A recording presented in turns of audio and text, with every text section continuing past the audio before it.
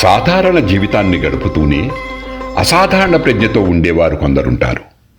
వారిలో ఒకరు కీర్తిశేషులు శ్రీమతి ఇందిరాదేవి. చూడగానే పవిత్రంగా కనిపించే రూపం, మూర్తీభవించిన మంచితనం, ఇతరులలో మంచిని మాత్రమే చూసే సహృదయం, వీటన్నిటితో పాటు కూచిపూడి నృత్య కళాకారిణిగా తనదైన ఒక ముద్ర వేసుకున్న కళాస్వరూపం శ్రీమతి ఇందిరాదేవి. సుప్రసిద్ధ నాట్యాచార్యులు గురుకులపతి కీర్తిశేషులు భాగవతుల రామకోటయ్య గారి ద్వితీయ పుత్రిక అయిన శ్రీమతి ఇందిరాదేవి బాల్యం నుండే తమ తండ్రి గారి వద్ద నాట్యాభ్యాసం చేస్తూ తమ తండ్రి గారు నిర్వహించే నృత్య ప్రదర్శనలన్నింటిలోనూ 1970-80 దశకాల్లో నృత్య కళాకారిణిగా పాల్గొన్నారు. వాటిలో ముఖ్యంగా చెప్పుకోదగ్గ విషయం ఏమంటే, హైదరాబాదులో అప్పట్లో ప్రప్రథమంగా శ్రీ భాగవతుల రామకోటయ్య గారు రూపొందించి నిర్వహించిన కూచిపూడి సాంప్రదాయక యక్షగానాల్లో ప్రముఖ స్త్రీ పాత్రలను కడు ప్రతిభావంతంగా ప్రజారంజకంగా పోషించేవారు శ్రీమతి ఇందిరాదేవి. భక్త ప్రహ్లాద యక్షగానంలో లీలావతి, రామనాటకము అనబడే లవకుశలో సీతాదేవి, శశిరేఖా పరిణయములో సుభద్ర వంటి పాత్రలను ధరిస్తూ నృత్యము, అభినయము, వాచకములలో ఆయా పాత్రలకు వారే తగినవారు అన్నట్లుగా మెప్పించేవారు ఇందిరాదేవి.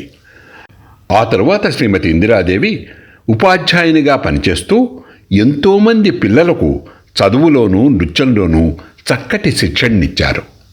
అటు పిమ్మట శ్రీమతి ఇందిరాదేవి వివాహం ప్రముఖ కమ్యూనిస్టు నాయకుడు కామ్రేడ్ ఎంవిఎన్ కపర్ది గారి కుమారుడు శ్రీ ఎం రామచంద్రరావు గారితో జరిగింది. ఇది పెద్దలకు తెచ్చిన వివాహమే. ఒక ప్రత్యేకత గల విషయం ఏమంటే, సనాతన ధర్మాన్ని పాటించే పుట్టినింట్లో ఇందిరాదేవి ఎంత మమైకమైందో కమ్యూనిస్టు భావాలు గల మెట్టినింట్లో కూడా అంతగా ఒదిగిపోయి ఆ వాతావరణంలో కలిసిపోయింది.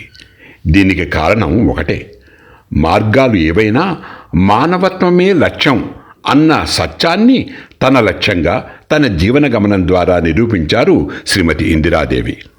మంచిగా బ్రతకటమే తన ధ్యేయంగా, రాగద్వేషాలకు అతీతంగా, గుర్తింపు ఉన్నా లేకపోయినా, అవార్డులకు రివార్డులను ఆశించక, ఒక నృత్య కళాకారిణిగా, ఉపాధ్యాయునిగా, గృహిణిగా తన బాధ్యతలను నిస్వార్థంగా పవిత్రంగా నిర్వహిస్తూ ఒక సాధారణ జీవితంలో అసాధారణత్వాన్ని చూపుతూ మానవత్వానికి ప్రతీకగా వెలుగొందిన శ్రీమతి ఇందిరాదేవి వర్ధంతి సందర్భంగా కీర్తి కళానికేతన్ తమ శ్రద్ధాంజలి ఘటిస్తోంది.